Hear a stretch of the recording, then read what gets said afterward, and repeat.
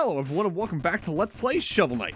In the last we took out Mole Knight, and now before we take on our next few members of the Order and a Quarter, this part's gonna mostly be optional stuff. As no matter what at this point, obviously we have a little enemy rush here as well as a mini-boss against the Black Knight coming up.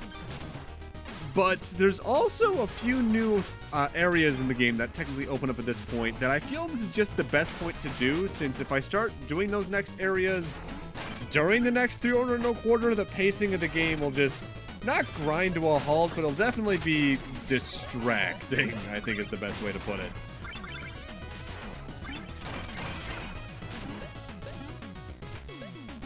With that said, this is probably my least favorite enemy rush in the main game because it's a darkness gimmick, and I've made clear how much I hate darkness gimmick in platformers. And having it be for a short, optional area like this also just, not to my taste. And putting a mini-boss here is kind of dickish. Especially one that can jump that far. Damn it. Yeah, I do not like putting a mini-boss in a darkness segment. That just feels dickish. Especially given there's like no visual indicator that it's going to be there if you're rushing. I don't know why you would rush there, but you can.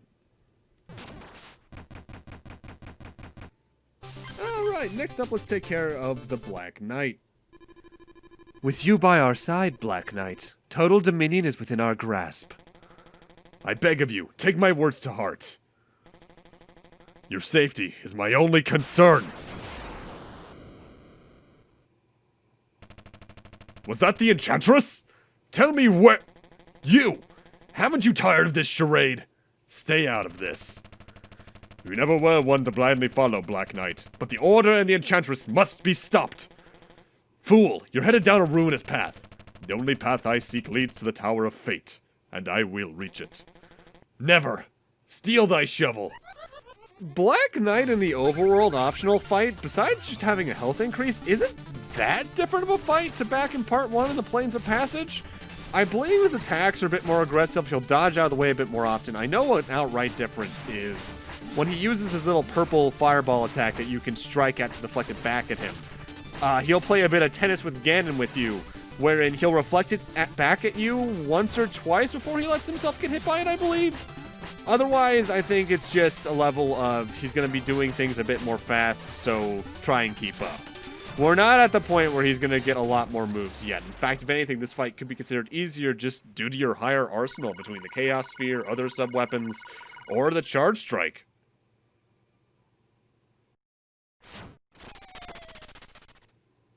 Now, since we have all of them out of the way, we can access all 3 of the next few levels, but you might notice there's also this square right here. This is a shortcut.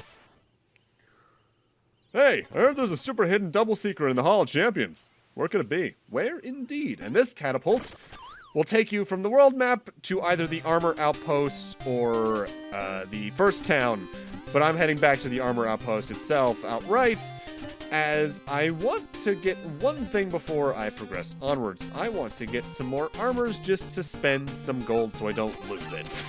Because at this point in the game, if you already have an armor you like and all the upgrades from like the Gotician and the Magicist, or the whatever the Shovel Blade upgrade guy is to my left, money is just there for maybe scorekeeping purposes.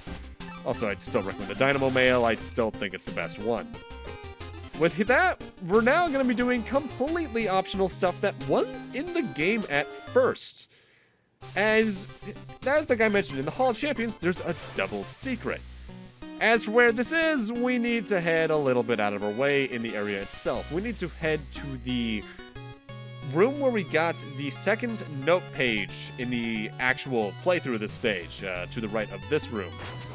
And in that room, as that horse NPC mentioned, there is another secret that I'm actually not sure if you could get to while doing the stage. I've never actively tried to, and I was deliberately holding off on it until this point so I could do it separately anyway. But in here we have a weird note. Something about that sigil looks familiar. Curious map, marked with a strange symbol. Alright, so if you're playing the PC version, or the Xbox One version, or the Sony version, aka on PS4 and 3, this has a very different outcome. I'm showing what happened in the main LP first before I show off other things. This is the mysterious area.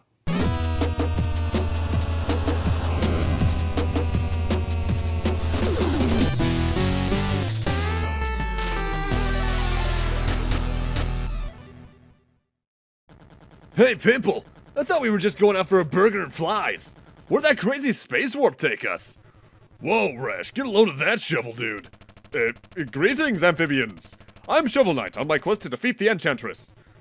Well, that's a neat story. Anyway, we're the Battletoads.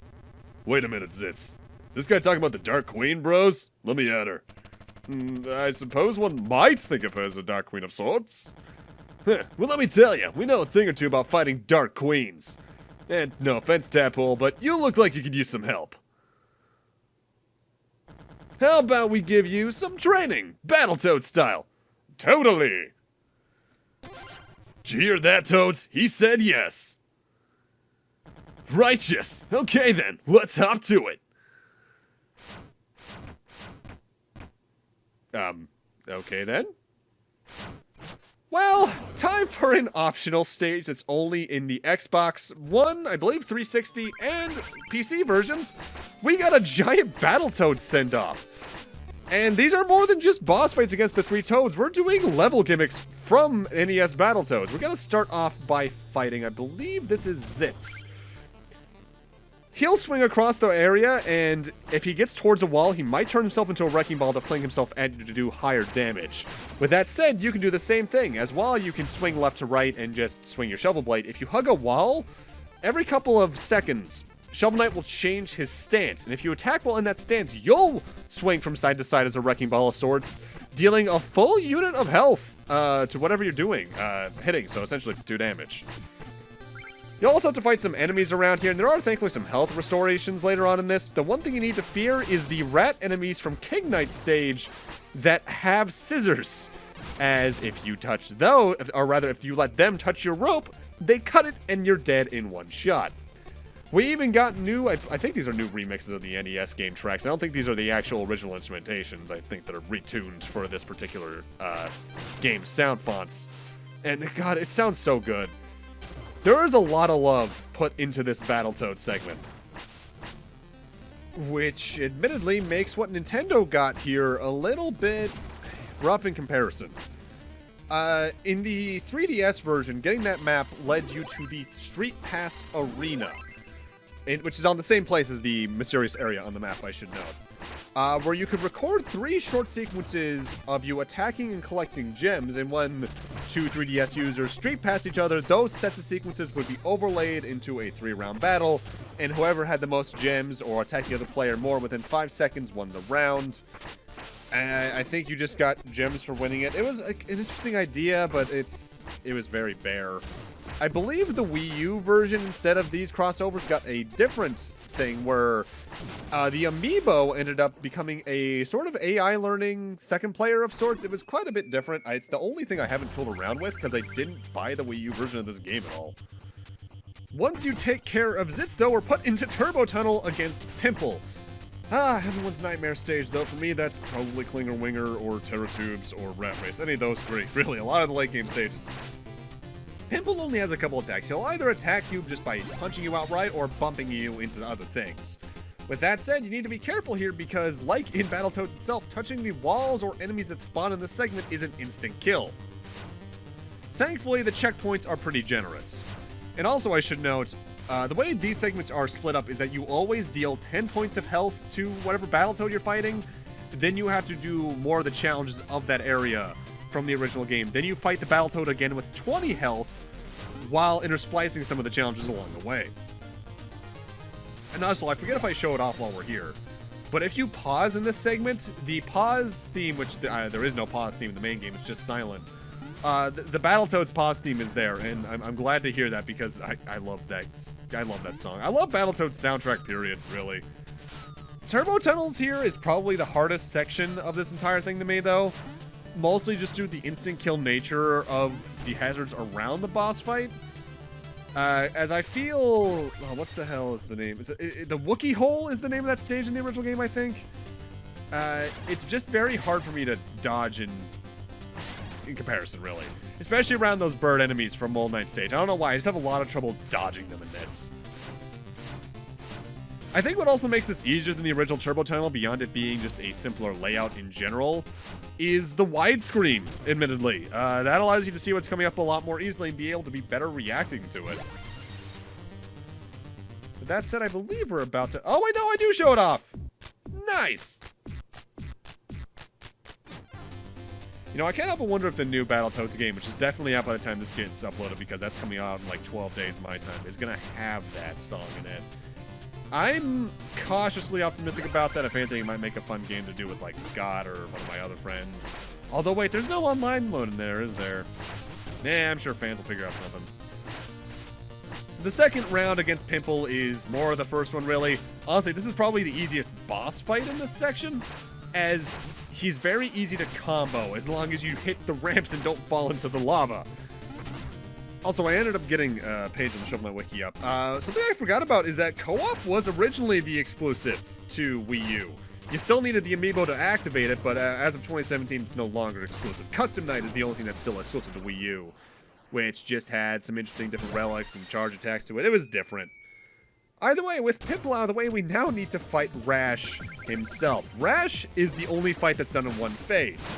You need to take out all 20 hit points along the way, and he fights like a Battletoad does. He runs left and right, jumping really high, making him hard to hit sometimes. Whenever he stops moving, he's going to actively attack, be it his ram attack, his giant punch.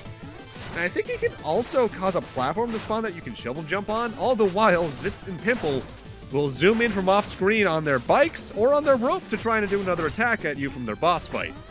This can be a very busy fight, but it's really fun. I love this fight. Maybe just keep shovel dropping. Relic attacks can be useful, although outside of Chaos Sphere, though I think he can dash through them to have some temporary immunity. It's just really cool. Wow, Shovel Knight, you've got some crazy moves. Thank you, kind sirs. Well, all this turbo training was draining. We ought to bug out and find some grub. Care to join us, Shovel Guy? I'll pass. Thank you. Your loss. Hey, meet us back at the camp, though. We want to give you a little token of Toad gratitude.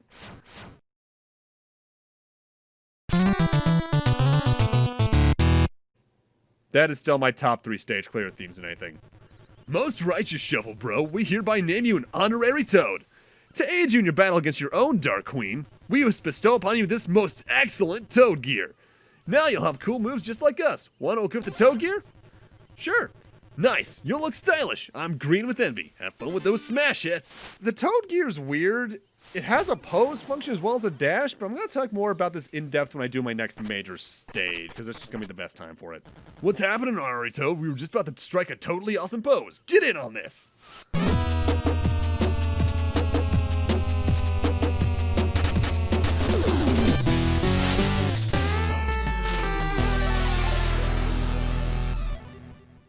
I think there's a couple of different poses that can happen there. Yo, Shovel Knight, want to rip down the turbo tunnel again? If you finish, you can win big. I'll just need 200 gold to cover the jet fuel. No. Now, cool enough to ride? I get it. I'll come back when you're ready to shred some ramps. Whoa, these guys are packing maximum attitude. The spikes, the outfits, extreme. Please teach the bass. I already think you're the greatest, Baz. Will you be my teacher? Alright, so if you take Rash's deal there, you have to do Turbo Tunnel again, but I believe it's the actual layout from the original Battletoads, but all you get from it is gold. You can get some good gold out of it, do not get me wrong. No, actually, no, it's only 1,000 gold, so yeah, it's not even worth it. So, it's cool. There's a lot of love here in this Battletoads stuff, though. And I have to admire the fact they went this far with it. The fact that we got modern chiptune Battletoads music alone is worth it for me, because Battletoads' best part is the soundtrack. Because looking back, the original Battletoads in terms of gameplay balance is a nightmare. But that's just what the Windows and Xbox versions of this game got. Let's take a look at what Sony got. Now, I should note, you might notice the visual and audio quality is a bit worse than the rest of the LP. That's because I had to stream this onto Twitch right off my PS4. So the capture stuff isn't quite what my usual hardware is. Thankfully, this is only for the next 3 or 4 minutes period, so it's not too big of a deal to me, but this, I know, would annoy some people. I'm just here to explain why it is the way it is. Now, obviously, the mysterious map looked a little bit different. That has to do with the different events that's going to happen at the mysterious area in the Sony version. It's a lesser experience, I feel, than the Battletoads stuff, but this is still going to be real cool. Because the mysterious area isn't even a thing. It's an overworld encounter this time around.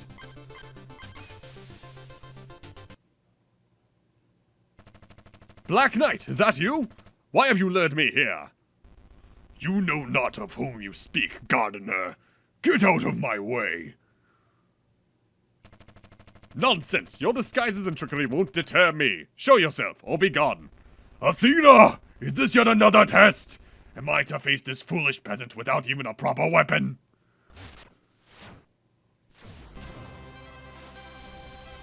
Then so be it. Prepare yourself for the Spartan wrath of the Blades of Chaos.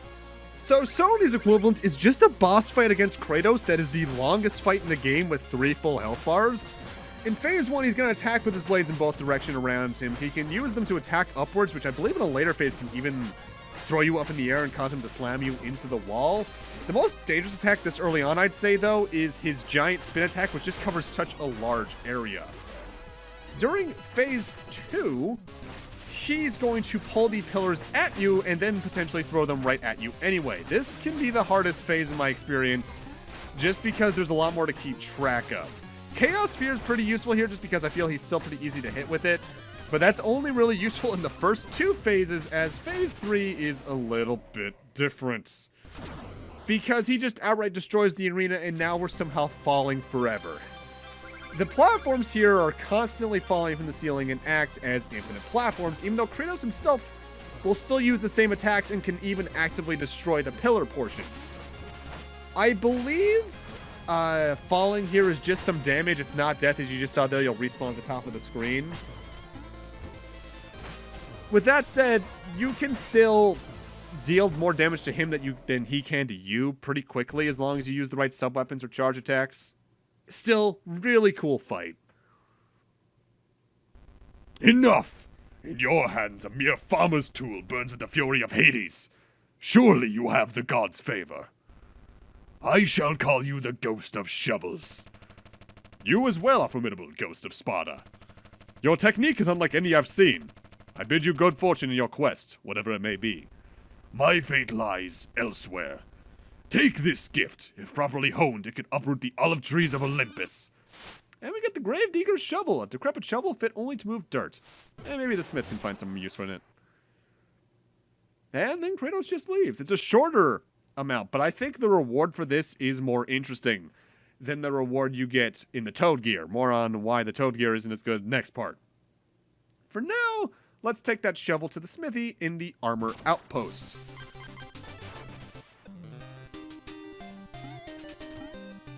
Now I just realized that now I have to choose between putting Kratos and Battletoads in the thumbnail. That's going to be tough. Need something forged? Haha, a gravedigger shovel. Where'd you come across that relic? Maybe I could temper that tool a bit. Hand here, pal. Ignore the stream thing on the top right. Well, good news and bad news, boyo. The shovel, she fell to pieces. The pieces, smelted them into some fine armor.